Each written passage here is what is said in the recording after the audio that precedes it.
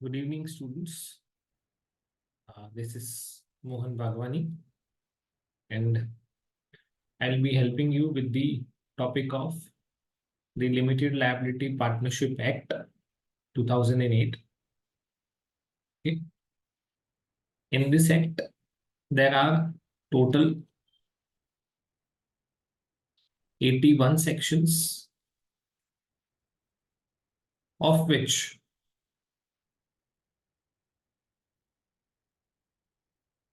section number 81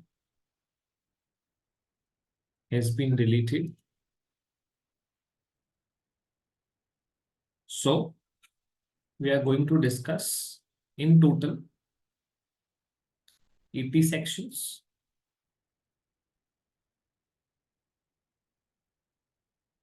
Fine. You all are already aware about the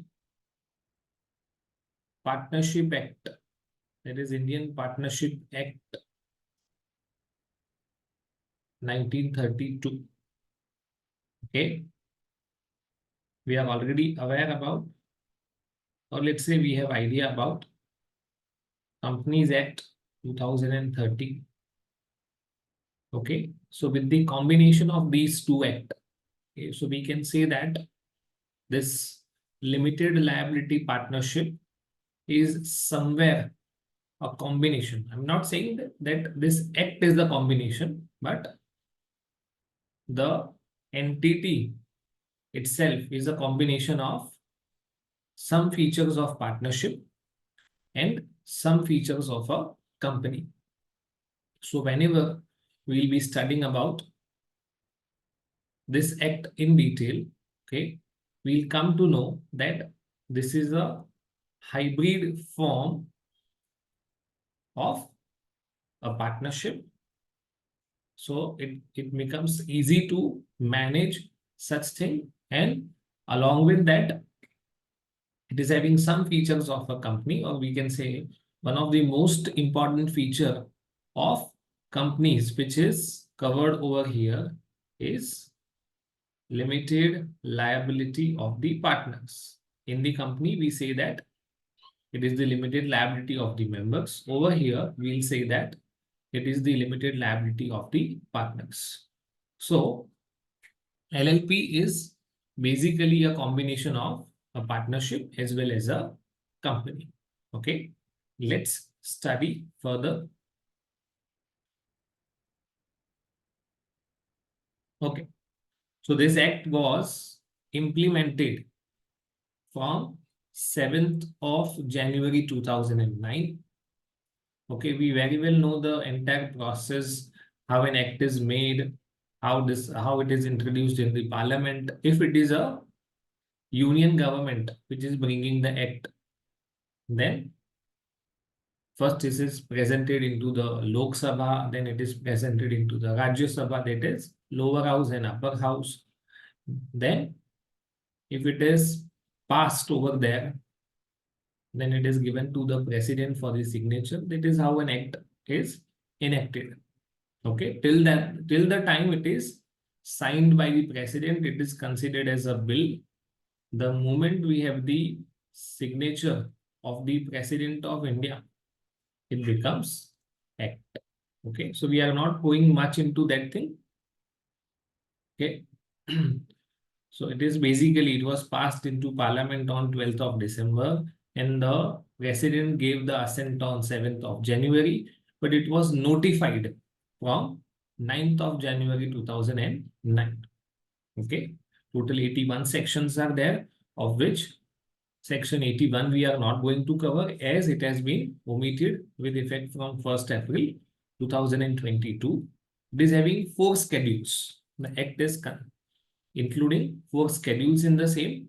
Okay, the first schedule, that is one of the most important schedule, talks about the mutual rights and duties of partners, their liability, and what is to be done in the absence of a formal agreement. है ना, हमने partnership में ये पढ़ा है कि अगर partners किसी तरह का फॉर्मल अग्रीमेंट करना या उन्होंने नहीं किया है, लेट्स से किसी भी तरह का ओरल या रिटर्न एग्रीमेंट उनके बीच में नहीं है, then the provisions of partnership act will be applicable.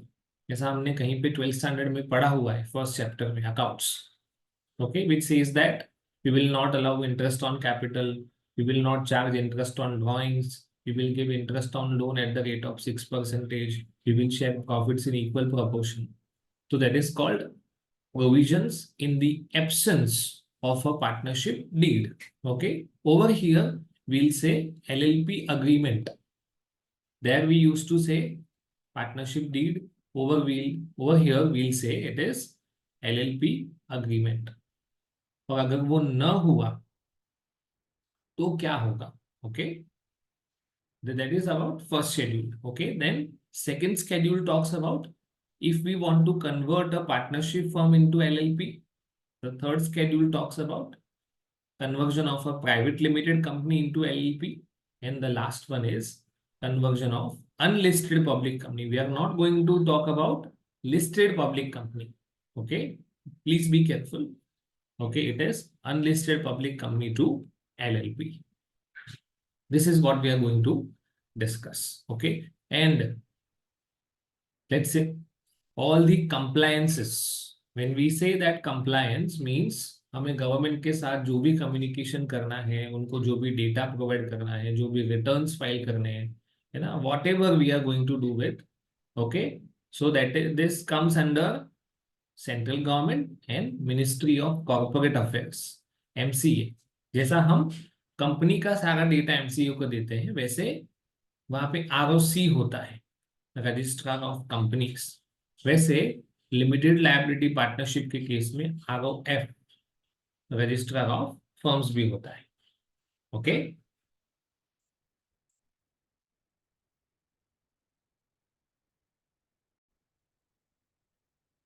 Okay, so it contains 80 sections, 4 schedules.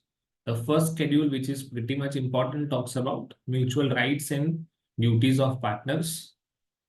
Discussion about their liability, which is limited. Okay, but sometimes it will be unlimited. We'll see to the same.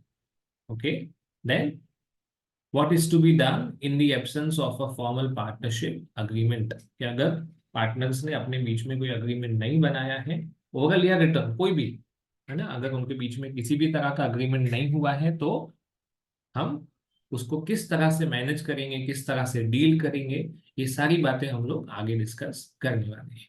Okay, चलो, what was the need of bringing such an new type of, let's say, entity? Okay, so the entire, let's say, need part. Okay, as we always say, necessity is the mother of invention, है ना। किसी भी चीज का need arise होता है तो हम उसके बारे में इन्वेंशंस करते हैं, कुछ नया ढूंढते हैं। ओके, वैसे ही हमें नीड फील हुआ, गवर्नमेंट को नीड फील हुआ, तो उन्होंने लिमिटेड लायबिलिटी पार्टनरशिप जैसा कुछ बनाया है।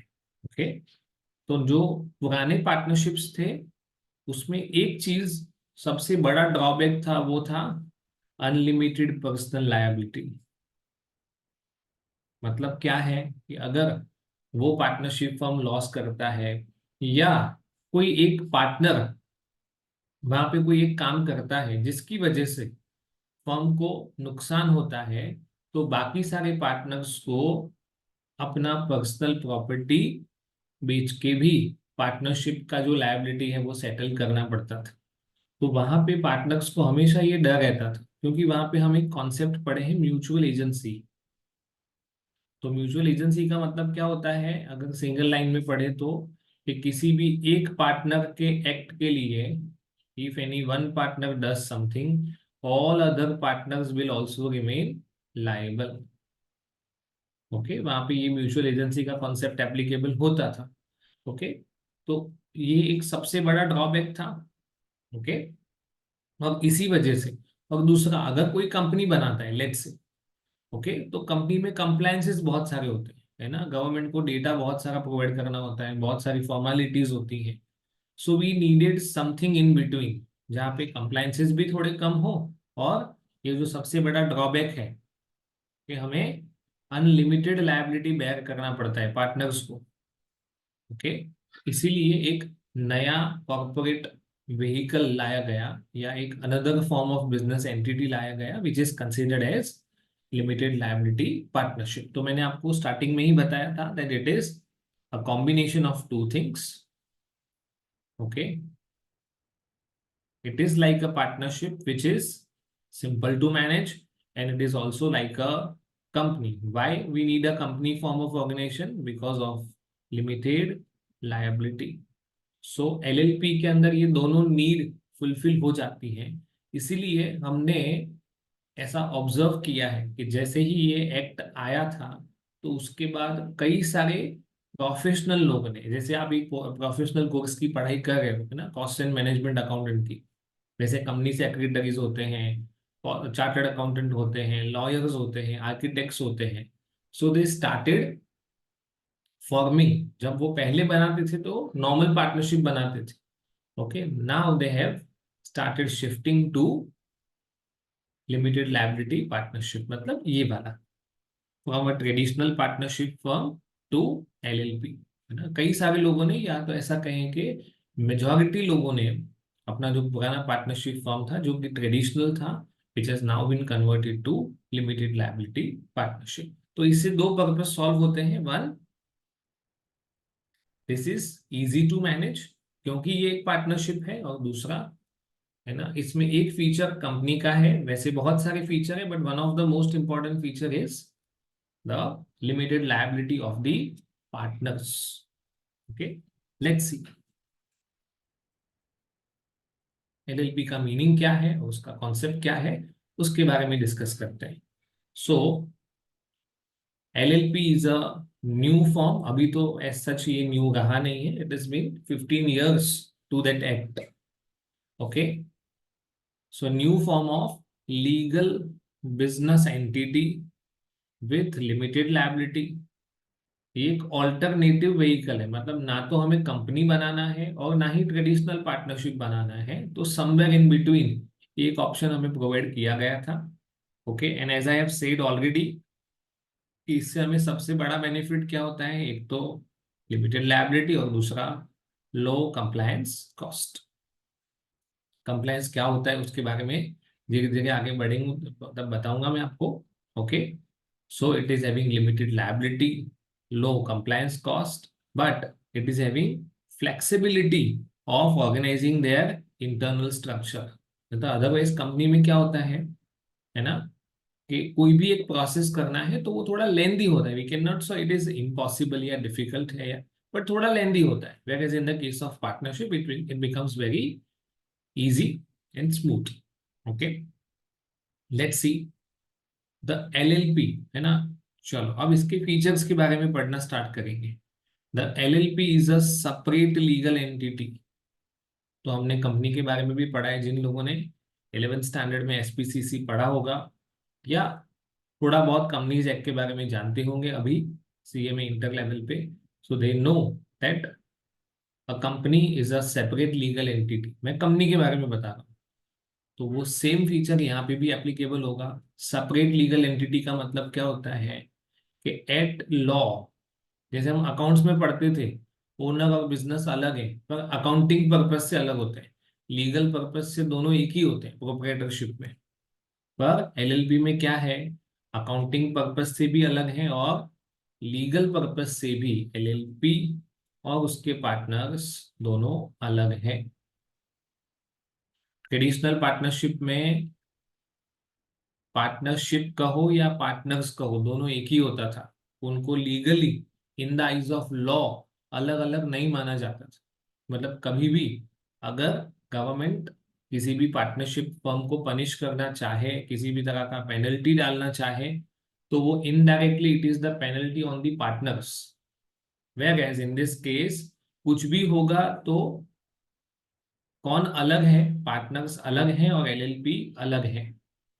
Okay, let's see LLP itself will be liable to the full extent of assets। मतलब क्या है, एक लाइन में बोले तो LLP के पास जितनी एसेट्स है ना, उतना वो लायबिलिटी सेटिस्फाई कर सकता है।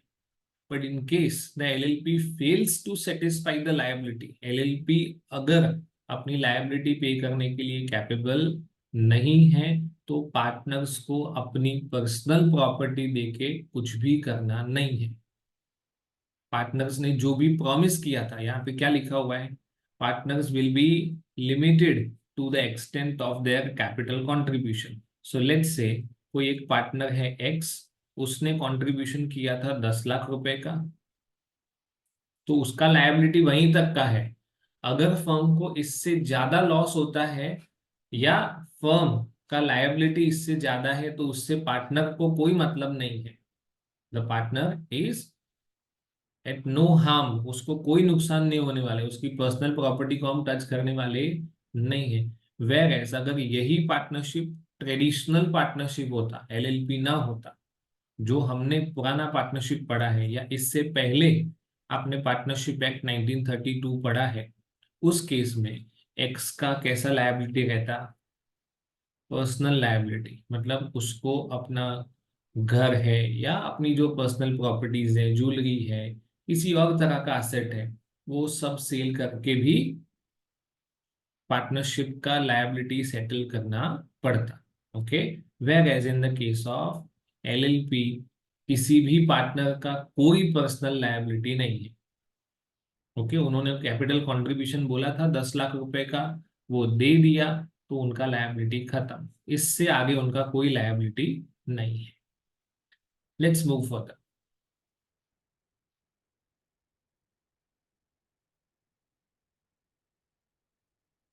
ओके, ये हमने ऑलरेडी पढ़ लिया है कि एलएलपी एक अपना सेपरेट बिजनेस एंटिटी है, ऑल्टरनेटिव कॉर्पोरेट बिजनेस फॉर्म है। ऑल्टरनेटिव है मतलब एलएलपी बनाया तो आपको पुराना पार्टनरशिप भी नहीं बनाना है और कंपनी भी नहीं, उसकी जगह ऑप्शन में आपको मिल रहा है एलएलपी। ओके, तो उसका जो स्ट्रक्चर है वो कैसा हो जाता है, फ्लेक्सिबल, और ये एक हाइब्रिड तरह का बिजनेस फॉर्म है। We have already discussed all this things. Now let's move on to the definitions part. Okay, सबसे पहले लिखा हुआ है, तो all the definitions will be covered in section 2, आपको ये पता होना चाहिए, है ना। ज्यादातर एक्ट में, इफ आई से नॉट ऑल, तो ज्यादातर एक्ट में जो भी सेक्शन 2 है उसके अंदर उस एक्ट में यूज होने वाले अलग अलग टर्म्स के बारे में डिस्कशन किया होता है। Let's see. ओके, सबसे पहले है एड्रेस। तो अगर हम एक इंडिविजुअल के बारे में बात कर रहे हैं तो उसका रेसिडेंशियल एड्रेस, और अगर किसी बॉडी कॉर्पोरेट माने कंपनी या एलएलपी के बारे में बात कर रहे हैं तो उसका रजिस्टर्ड ऑफिस। ओके, कोई पार्टनर, पार्टनर इंडिविजुअल हुआ, मतलब कोई भी पार्टनर, एलएलपी में कोई भी पार्टनर बन सकता है, इंडिविजुअल भी पार्टनर बन सकता है, कोई फर्म भी पार्टनर बन सकता है, कंपनी भी पार्टनर बन सकती है। तो अगर इंडिविजुअल पार्टनर बनेगा तो रेसिडेंशियल एड्रेस को एड्रेस माना जाएगा। कोई कंपनी एलएलपी में पार्टनर बनती है, a company can become a partnership और पार्टनर इनटू एन एलएलपी। तो अगर कंपनी किसी एलएलपी में पार्टनर बनती है तो उस कंपनी का एड्रेस क्या होगा, उसका रजिस्टर्ड ऑफिस का जो भी एड्रेस है, ऑब्वियसली, है ना। बॉडी कॉर्पोरेट क्या होता है, वी वेरी वेल नो, है ना। कोई भी एलएलपी जो इंडिया में रजिस्टर हुआ हो या इंडिया के बाहर रजिस्टर हुआ हो, ओके, या कोई भी ऐसा कंपनी जो इंडिया के बाहर या इंडिया में रजिस्टर हुआ, both are included, in India और आउटसाइड इंडिया। बट उसमें ना तो कॉर्पोरेशन सोल इंक्लूड होता है, ना ही कोऑपरेटिव सोसाइटी इंक्लूड होता है। Is it okay? चलो, बिजनेस का मतलब वी वेरी वेल नो, किसी भी तरह का ट्रेड, प्रोफेशन, सर्विस या किसी भी तरह का ऑक्यूपेशन, पर ऐसा कोई भी ऑक्यूपेशन नहीं चलेगा जो गवर्नमेंट ना अलाउ करती हो। Chartered accountant, we very well know chartered accountant किसे कहा जाता है, तो ऑब्वियस है जिसने कुछ एग्जाम्स क्वालिफाई की होती हैं, ट्रेनिंग्स की होती है। ओके, जो कहाँ पे स्पेसिफाइड है, under the chartered accountants act 1949। पर यहाँ पे एक और इम्पॉर्टेंट चीज है कि जिसके पास क्या होना चाहिए, COP, certificate of practice. Okay, then designated partner, इसके ऊपर बहुत सारा डिस्कशन है आगे एक्ट में, तो वो हम, देखो पार्टनर और डेजिग्नेटेड पार्टनर दोनों में फर्क होता है ना, तो उसके बारे में हम आगे काफी डिटेल में डिस्कस करने वाले हैं। ओके, देन फिनेंशियल ईयर का कंसेप्ट काफी इंपॉर्टेंट है। नॉर्मली हमारा फाइनेंशियल ईयर होता है अप्रैल टू मार्च। ओके, पर यहाँ पे एक स्पेसिफिक आपको चीज बताई हुई है कि अगर किसी भी एलएलपी को, अगर आपने किसी भी फाइनेंशियल ईयर में आफ्टर 30 सितंबर, 30/9 के बाद अगर इनकॉर्पोरेट किया है, चलो मान लो कि हमने कोई एक एलएलपी बनाया, लेट्स से 18 अक्टूबर 2023, है ना, तो ये 30 सितंबर के बाद हो रहा है। नेचुरली अगर हम नॉर्मल पढ़े, है ना, अगर नॉर्मल प्रोविजंस के हिसाब से देखने जाए, तो इसका फर्स्ट फाइनेंशियल ईयर खत्म होना चाहिए 31 मार्च 2024 को। पर एलएलपी में थोड़ा सा अलग है कि अगर आप कोई भी एलएलपी 30 सितंबर के बाद बनाते, जैसे 18 अक्टूबर को बनाया, माने 1 अक्टूबर के बाद कभी भी बनाया, ओके, तो उसका फाइनेंशियल ईयर 31 मार्च 2024 नहीं, 31 मार्च 2025 होगा। इसका मतलब अगर मैं 1/4/2023 से लेके 30/9 तक एलएलपी इनकॉर्पोरेट कर देता हूँ, आप इसमें कोई भी ईयर ले सकते हैं, तो इसका ईयर एंड होगा 31 मार्च 2024। पर इसके एक दिन बाद भी इनकॉर्पोरेट किया तो उसका ईयर, पहला साल एंड होगा 31 मार्च 2025।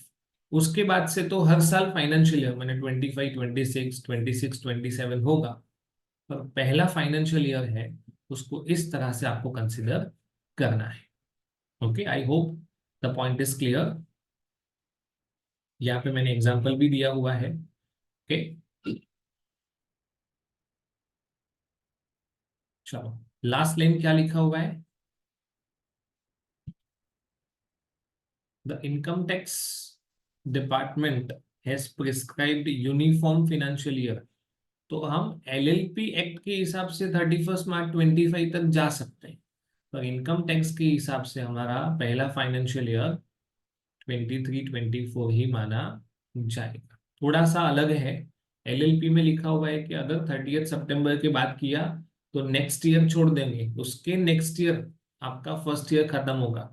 पर इनकम टैक्स डिपार्टमेंट कहता है ऐसा नहीं, आपने जब इनकॉर्पोरेट किया है उसके बाद जो भी 31 मार्च आ रहा है वहां तक आपको पहला फाइनेंशियल ईयर मानना है। ओके, तो इनकम टैक्स के हिसाब से थोड़ा सा अलग है, और एलएलपी के हिसाब से मैंने डिस्कस कर दिया है आपके साथ। ओके,